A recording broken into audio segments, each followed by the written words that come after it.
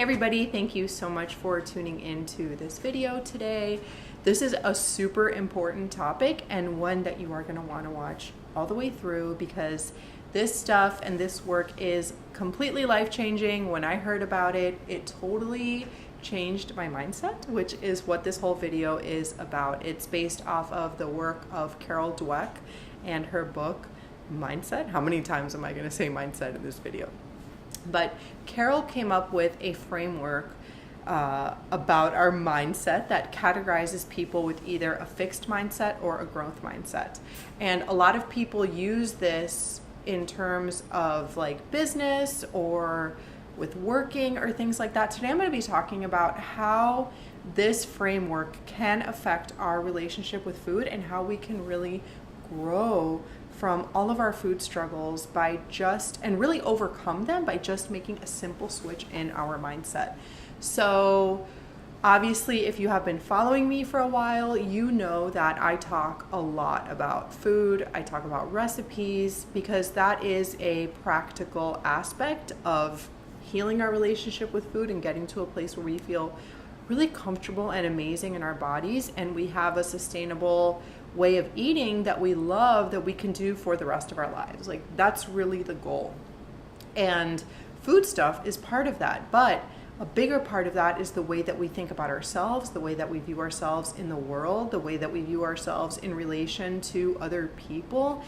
These are arguably more important than the actual food itself. And what I see happen a lot of the time is that a lot of people blame the food or they blame the diet for their issues with food. They might say like, oh, it's because this diet just didn't work for me and I'm failing because this diet sucks or whatever, which all diets suck. But when we have an emotional tie to food, which many of us do, I did for most of my life, then we are able to completely transform our relationship with food by changing our mindset around it and by actually looking inside and doing the more important internal work to really begin to heal.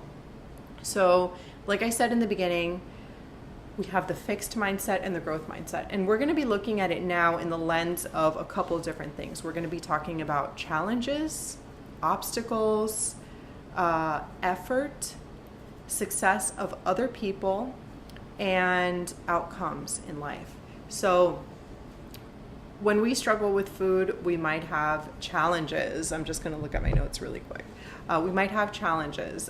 We, for example, might want to eat something that isn't on a food list that we have right now.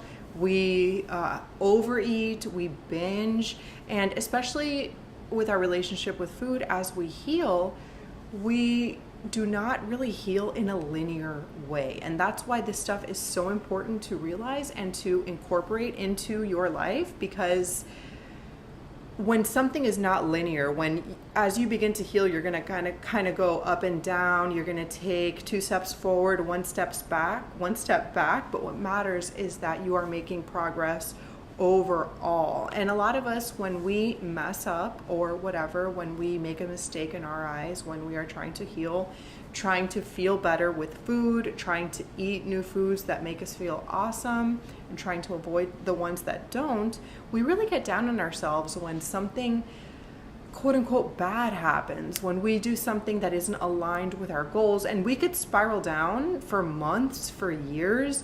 And having a growth mindset really takes anything that happens and turns it into a perspective shifter. Instead of saying, God, I suck so much because I ate something I wasn't supposed to eat.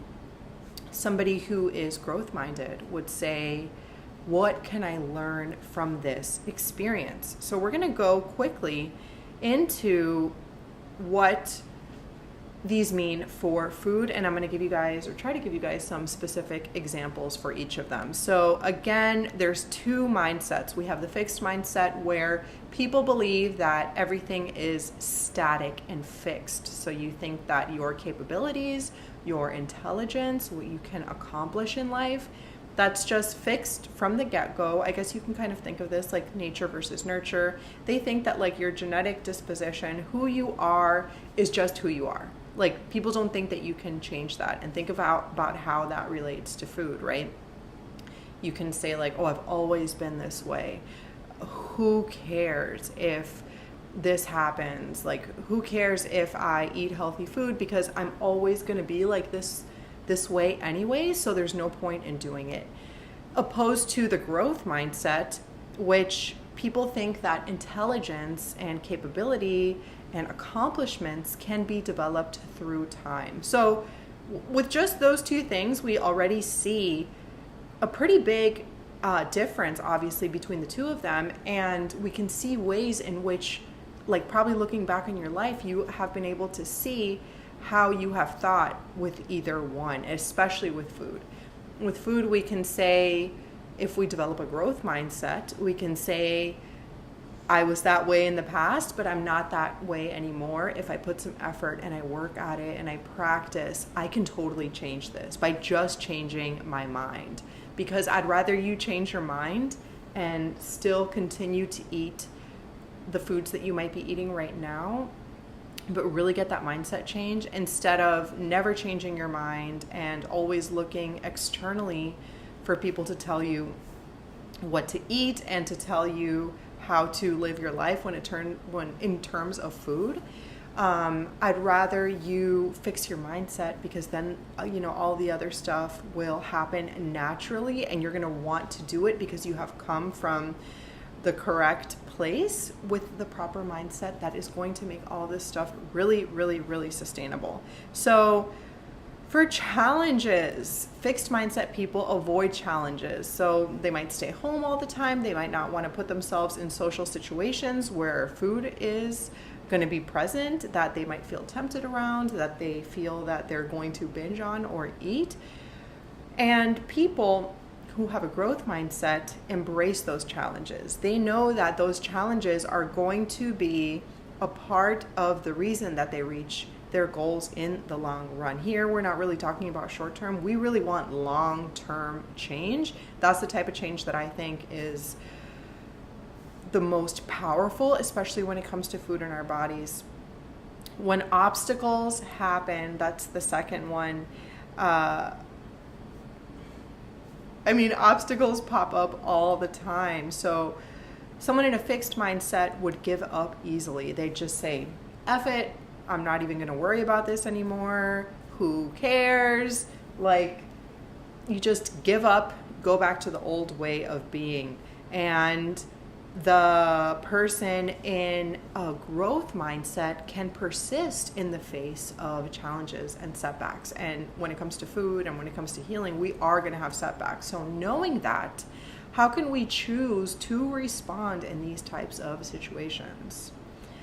When it comes to effort, which I'm just kind of acting this way right now because this was such a big realization for me. I thought that I was static in the way that I was in the world, and I didn't think that my effort had anything to do with the way that I could progress. And that's a fixed mindset. You think that effort is pointless or fruitless, and people in a growth mindset know that effort is the way to proceed. So in terms of food, this just has to do with the way that you practice putting yourself out there and eating in a way that is honoring yourself. Criticism is a big one too, because, and this goes along with social situations, something that we will have videos for in the future, but everybody loves to criticize people when it comes to food all the time, especially if you are doing something new or trying something new. It is very hard to remain unscathed in the face of other people when we're going through these things. So people in a fixed mindset, somebody might criticize them and they take it to heart. They will not see it as, they let it take them down. They let it spiral them into negativity, and they might not even, either that or they might just ignore it and just say like, whatever, this person doesn't know what they're talking about or whatever. So we can take everything that other people tell us as a learning experience. And when we have a growth mindset, we can learn from that criticism and we can see how it has impacted us in our lives and how we can change because of it. Another one, the last one that we're going to talk about here, is the success of others. So people in a fixed mindset might be jealous, they might look down on the success of others, or they might feel threatened by it. So when somebody is really doing well in their weight loss journey or in healing their relationship with food, they feel threatened by that because they don't have that really solid sense of self-worth when they know that people's success around them really has nothing to do with them. And people in a growth mindset find lessons and inspiration in terms of success of others. They love it when other people succeed. They can be happy for them and they can be glad that that happened, and they can look to those people as role models.